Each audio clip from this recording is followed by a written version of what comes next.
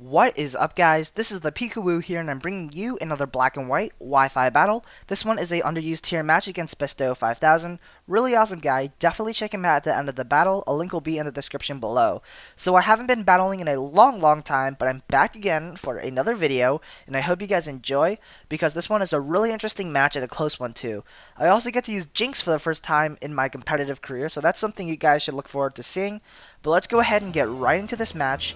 I'm going to lead off with a Flygon. He's going to lead off with a Victini. Now, he probably thinks I'm Choice Scarfed like most of the other Flygons in the competitive metagame, but I'm not. So he decides to hard switch out and bring in a Swampert, but I'm actually just going to go for the Outrage, and that's going to be a solid 2-hit KO because I am Choice Banded and Adamant Nature. So I'm able to take down the Swampert early on in the match, and that's going to be beneficial because I can now use Rotom Heat to the fullest potential because he won't be able to set up Stealth Rocks. Plus, I can dismantle his team easier when Swampert is out of the way because I believe that's one of his only tanks on his team aside from a Rhyperior. Now, I do get the third turn Outrage, and that's going to be good because he has nothing to take in Outrage. He has no steals, so I'm actually going to take out 2 Pokemon within the first 3 turns. So everything is going my way, and I have great momentum. The Zapdos is going to end up taking my Flygon down with the Hidden Power Ice and take himself down with the Life Orb. So it's going to be a double down. I really don't know what to go into. I do decide to bring in Claydol because this is my other surprise Pokemon on my team. It's not a standard defensive support set, rather an offensive one, and that's going to catch my opponent off guard once again early on in the match because he's going to U-turn out and he's going to bring in Shaman, thinking that I'm going to either go for a status-inducing move or a support move, but I'm just going to hit the Shaman with an Ice Beam. It's super effective, and it's going to deal more than half, so a solid 2-hit KO as well. But I don't want to take a Seed Flare, so that's why I do decide to switch out, and I do bring in my Rotom Heat. And I guess Shaman just goes for the Protect to get some HP back. Really don't know why he didn't go for the Seed Flare. But seeing that he went for the Protect, now I know his set. He is Leech Seed and Protect set. Probably invested in Special Defense, seeing how well he took a Specs Ice Beam. But I'm going to bring in Roserite to handle that Shaman. But he actually brings in Rhyperior to take the Overheat from the Rotom Heat.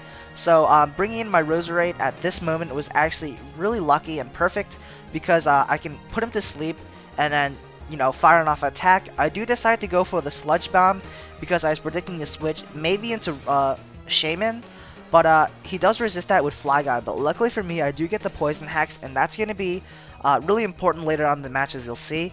I'm actually going to stay in with my Roserade, anticipating him to actually go for the U-turn to get Swish Initiative, but he straight away goes for the Earthquake. I didn't think he would go for the Earthquake because I do have 2 levitating Pokemon. But yeah, he takes down my Roserade, and that kind of sucks. But now I bring in my Claydol. I'm going to go for the Trick because I know nothing on his team wants to take a Choice Specs because he doesn't really have any special sweepers. He can potentially go into a Shaman to take it, but I mean, it's a support Shaman, so he probably wouldn't want Specs as well. I do end up hitting this Rhyperior with the Choice Specs, and that's perfect because Rhyperior is an offensive and physical threat.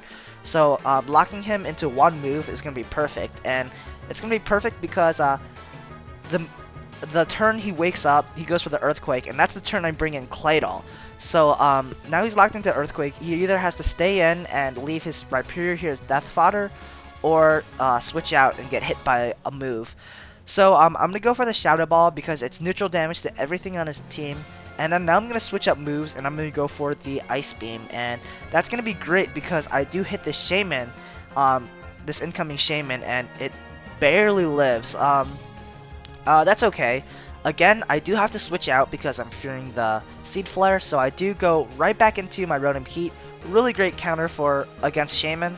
So, yeah, he does go for the Seed Flare. It's not going to do much, and I'm going to scare him out. Now, I'm thinking I want Switch Initiative, so I'm going to go for the Volt Switch. However, I totally forgot, again, that the Shaman can use Protect. So, he can see what I locked myself into. I locked myself into Volt Switch.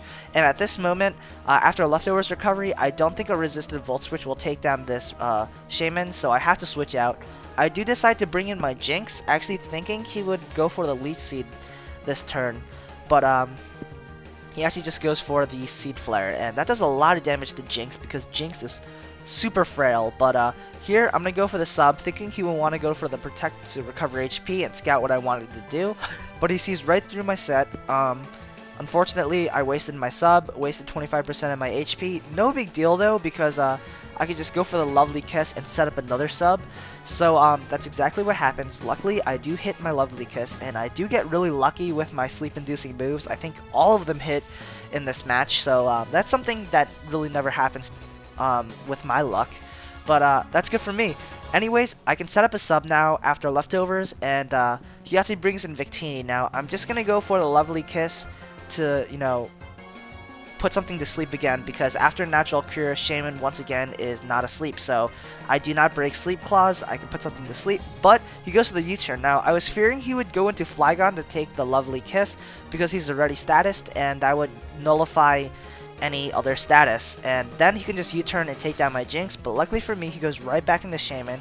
I guess he doesn't want to risk it, because I could have easily gone for the Ice Beam and take down his Flygon if he decided to go into it, but here, I'm just now going to go for an Ice Beam, take something down, because I really can't set up a sub. I don't have enough HP, and I don't think I'll be able to sweep with Jinx. By the way, this is a nasty plot Jinx, and I'm thinking I can't sweep because he still has that Victini left, and it's a Choice Scarf Victini. He can just easily take me out with a U-turn or a V-Create. So, that's why I'm just going to leave my Jinx here to die. Not a big deal. I feel kind of sad because I wanted to use Jinx a little more, but he did pretty good, I guess. Here, he's going to bring in his Victini, and I'm going to bring in, I believe, my Empoleon. I really don't have anything to take a V-Create, so the best thing to take a V-Create is Empoleon because it is max HP. It doesn't have any defense EVs, but I'm hoping that it has enough natural bulk to take the hit, and it does. I live with 71 HP, and I'm able to take down this Victini with a Scald, so that's good. Wow. That V-Create did a lot of damage. Victini is one powerful Pokemon. Anyways, he's going to bring in Lotus, his Flygon again, and this is scary because I think I only have 3 Pokemon left, and he could just go for the Outrage, kill my Empoleon, and now I don't have anything to resist this Flygon. I don't have any Pokemon that can outspeed this Flygon as well. So I'm praying to God, Poison will take him out this turn, or else I'm gonna lose. And this is where the Poison actually helps me out because it does take him out, luckily. Thank God. Wow, if that didn't happen, if I didn't get that Poison Hex, he would have easily won the match. But luckily for me, that 30% chance for the Sludge Bomb actually did get the Poison, and that saves my ass because I only have 1 Pokemon left. He has 1 Pokemon left. He has the Shaman. I have this Rotom Heat. I obviously have that typing advantage. I can take him out, and that is the game. Wow, very, very close match. It was a 1-0. Hope you guys enjoyed this match. It was really fun to play with you. Definitely check out my opponent at the end of the battle. He's really cool. Also, comment question of the day. What do you think about Pokemon Black and White 2? As well as that new, I think there's a new Pokemon game that released in Japan as well. Like Nobunaga's Ambition. I really don't know what it's called. I think that's the Japanese name. What do you think about that? I heard it's a pretty cool strategy game. It's kind of like Final Fantasy Tactics. I'm a really big fan of Final Fantasy Tactics, so I'm really excited for the English release of that game. And for Black and White 2, I'm pretty excited. Hopefully, new tutor moves, new egg moves. I don't know. It'll just like hopefully the game spices up the competitive metagame in Pokemon Black and White. But what do you guys think? Please leave a comment below with your opinions. And if you guys want to see more content from me, feel free to subscribe. And yeah, peace out, guys.